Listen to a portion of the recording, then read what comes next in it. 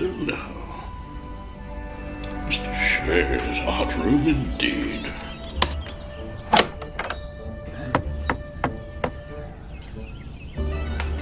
I think there's somebody at the door. Just a moment, I'll be right there. Hang on. I'm here for an art lesson. Oh, Gandalf, my old friend. Great to see you. Come on in. Mr. Shay at last.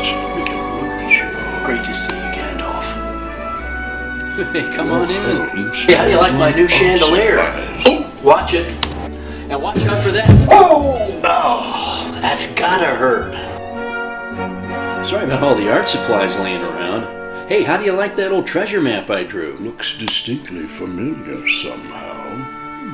Good gracious. This week we've been working with calligraphy, Gandalf. Always been an interest of mine, it's easy. but I'll show you somehow how. very difficult.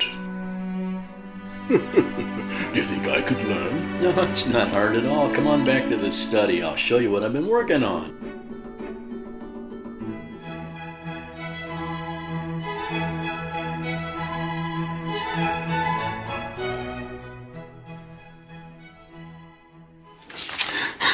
Okay, welcome back to the art room for our episode about calligraphy. I've really enjoyed this one, and I think you're going to like it too. First of all, what is calligraphy? Calligraphy just means writing. And we'll talk about writing and fonts and things like that as we get into the strokes that you're going to need. I've been playing around with calligraphy all week and just having a kind of a good time rediscovering. I used to do a lot of it. It's really just a fun thing to do. It's a great thing as an artist to know how to do. So all you need is a couple of basic supplies. And we'll show you really what you need here in this. I'd love that as a souvenir. Oh, sure. Oh, yes, Gandalf. All right. Hey, safe trip to you, my friend. Safe trip.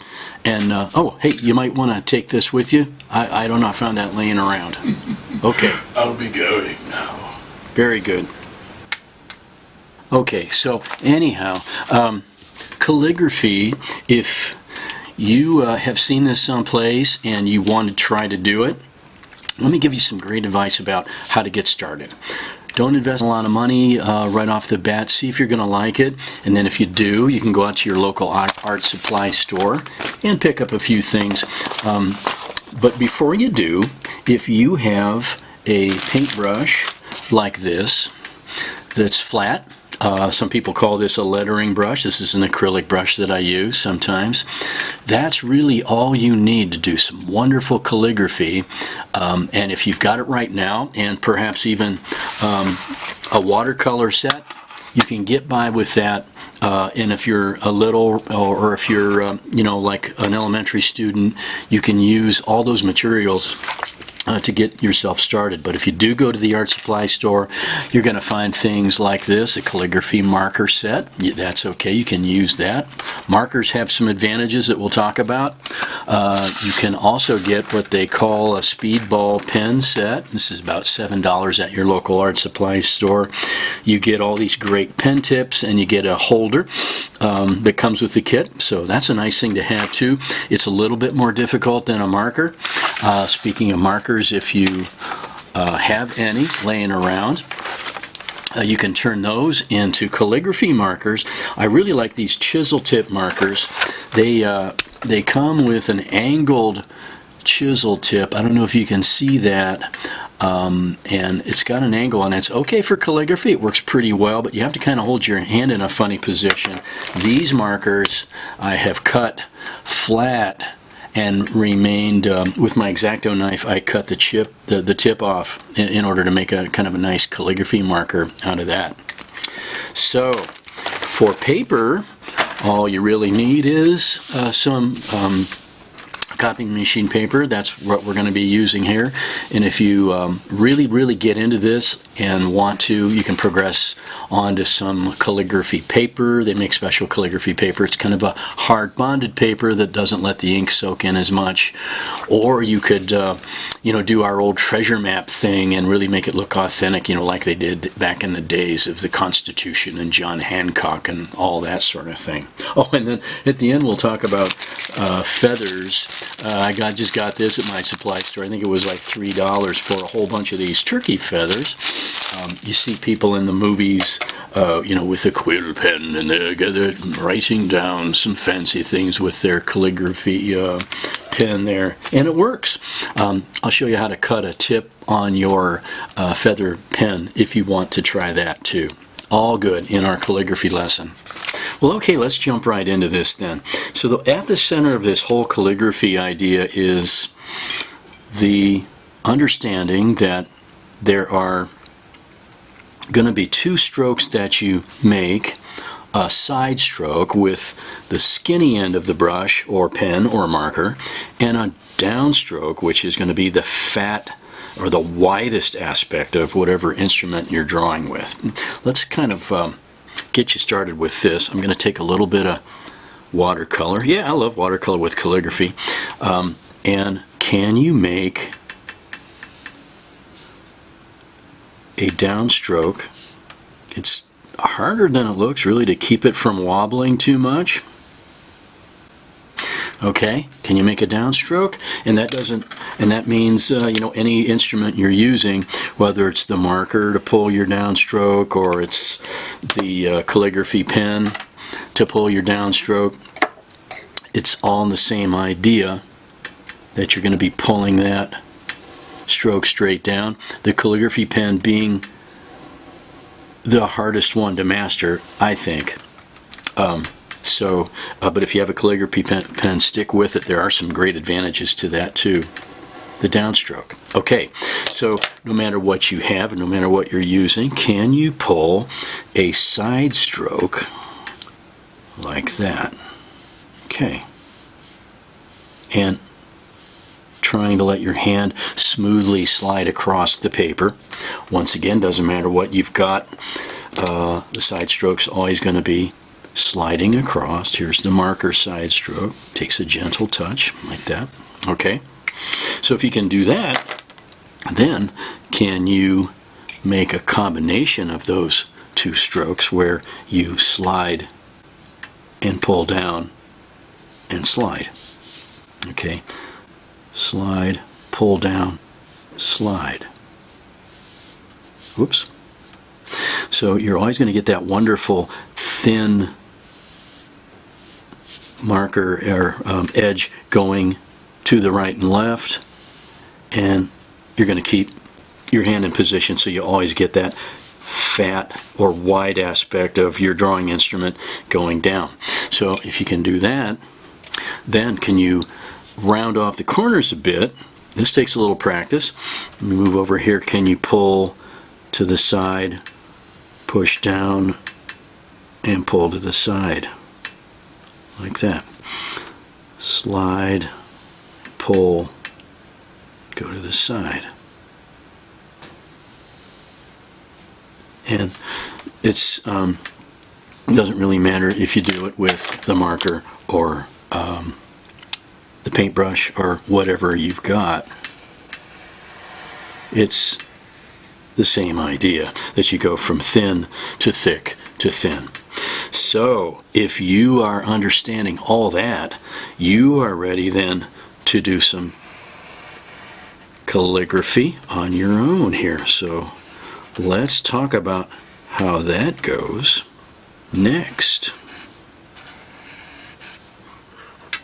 Okay, well, let's actually try writing in calligraphy then. But we have to understand that we just can't make this up right out of our head. And my poor fifth graders back in the day, when we did this, I gave them a calligraphy pen or a marker, and they were really disappointed that this, magic calligraphy just didn't flow right out of the pen. That they actually had to have something to go by, a font. And that's what we say. I'm sure you've heard of fonts, and we need a font as our example. So that font can come in a lot of different varieties, like, oh, millions of different great fonts that you can try to copy and use. Like this old font book that I've had for a long, long time. Or I'll put a link in the description. Here's one called Hobbiton Brush Hand. And that's kind of fitting since I'm going to be using a brush.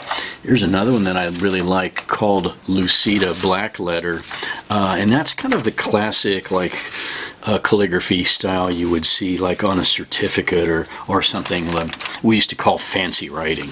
But for us, I think since we're kind of in the Gandalf mood here, I think we'll go with this Hobbiton Brush Hand. It's a beautiful font. So to get us started, let's get a pencil, and what word should we write? Well, let's see, how about hobbits? We could write that. Or, you know, you could write your own name, or you could write any other number of things. So what we'll do is you could make it straight. For me, I really enjoy doing something that's kind of got a curvy shape to it, or something a little more illustrative. So what I'm going to do is sketch out a lowercase. Okay, this is going to be our lowercase, and by that I mean these smaller letters right here, you know, the non-capital letters. So that'll be where our lowercase letters go. And then I'll kind of make a little indication of, like right here, that's going to be the H of my Hobbit. That's so I kind of know where I'm going with that. All right. So after I do that, I'm going to lightly sketch out sort of a guide. Let's get that Hobbit sheet, and looking at it, I'm going to do. Let's see, so I can have it on camera here. I'm going to kind of just sketch it out very lightly. I want the top of my capital H to hit that top line of our lowercase letters, and we'll look, that's going to be my O, and then let's see, what's the B look like? I think we'll go over here and we'll grab that. Oh yeah, the lowercase b. Okay, Hobbit. Just giving myself a guide here. Like that. All right. Okay, you with me? All right, well, let's dive in there, and we'll get our ink going here. And I think I kind of like that magenta I use, so I think I'm going to stick with that. So first, with using this as a reference, then I'm looking at this H right here, and I know that it's going to take a side stroke to make the top of that H. So here we go. I'm holding my pen, my brush on an angle. I'm going to go up, pull down and twist a little like that, and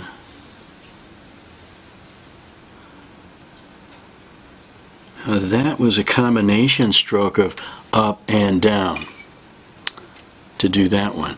Let's go with the O here. Where's that? Well, I like that because it's got those neat little marks in there. And here we go again. I'm going to be pulling down and over. Now I can't really go up in calligraphy. It's very, very hard to do an upstroke because you're going to be either splashing all over the place or kind of ruining the tip of whatever instrument you've got. So it's usually better to go in two pieces and make a combination of downstrokes. So let's see, that's the middle part of that. And let's copy our B, our lowercase b right there. It's another kind of a pretty letter form. So here I go with that thin part of the B down. Okay, and to do this part, I'm pulling up thin and joining that together. Okay, it's also got sort of that neat little top on it, like that. Challenge here is to do it all over again. Try to make your letters look the same. Okay, that's a little bigger, but hey, did my best. Okay. Let's find the I. What does the I look like? Oh, that's pretty. And here we do our side stroke, pull down, and then a stroke like that. It's got 3 cool little, what we used to call umlauts, or little, not sure what they mean in Hobbit. And let's see, where's our T? Right there. For the T, it's more like a uppercase T. So let me get a little more paint on here, and we'll do the T thin to thick, and then with our T, it's got that nice thin to thick, like that, for the word Hobbit. Okay, so let's let that dry just for a minute.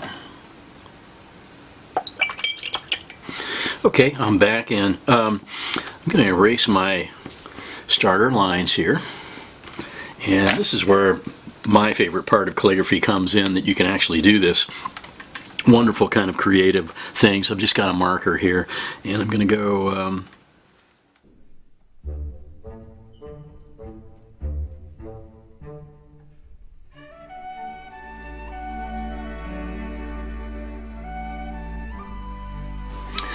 so I've kind of added a few things, some of these neat little flowery designs. That's the wonderful thing about art and calligraphy, that you're the boss. This is your project. You can go offline anytime you want, go on and add or subtract or do anything you want to with any of these fonts. After a while, you'll probably develop your own kind of writing font just based on your own handwriting. So don't hesitate to do that too.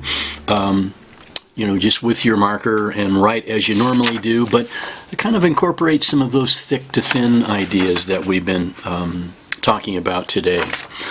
Hey, before we go, I wanted to show you a couple little things about the pen. Here's that pen thing that we talked about. If you want to make a pen out of your feather, grab a pair of scissors, take a look at the tip of it, and get mine here, and I'm going to cut it on an angle. Let's see if you can see that, and I'm just going to chop through it and cut an angle piece off, okay, and try to shape what's left of it into a point, okay, like so. Alright. It's going to hold a lot more ink if you can turn it this way, upside down, and put a little notch in the tip, like that, little notch. Alright. And let's see if we can nudge that into writing here. Here we go. Get a piece of scrap paper. This is kind of a hit or miss thing. You might have to experiment, but into the ink we go there, and let it soak up some ink, and I get the rest of that off of there. And let's see if we can make that right a bit. Oh yeah, okay, there we go. Have you doing calligraphy in no time here. Alright. About your markers, we'll get that marker, and this is going to be what you see if you get a Sharpie chisel point, and as you can see, it's got that slant. So what I did to make mine better with calligraphy was to cut it off flat with an X-Acto knife like that. Just chop it off flat, but then you're going to need to sharpen it where you cut it and try to make it resemble the rest of the marker. Got that one little chunk there I need to get rid of. There we go. And if you have a good X-Acto knife blade, you can really do wonders making that into a lot nicer calligraphy pen. Okay, let's just give that a shot too here. How's that working? Okay. Oh yeah. Okay, that's going to just about do it for today's art room. Thanks for following along so well. And like we always say, no matter where you go, no matter what you do, you've got something to be proud of. You're an artist. So stick with it, and we'll see you back here next time in Mr. Shay's Art Room.